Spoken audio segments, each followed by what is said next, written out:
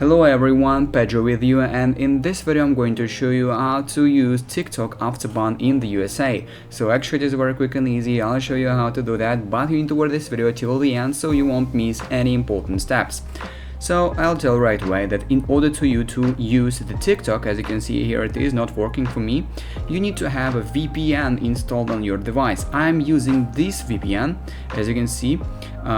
To download VPN, you simply need to go to the App Store on your device, open the App Store and look for a VPN.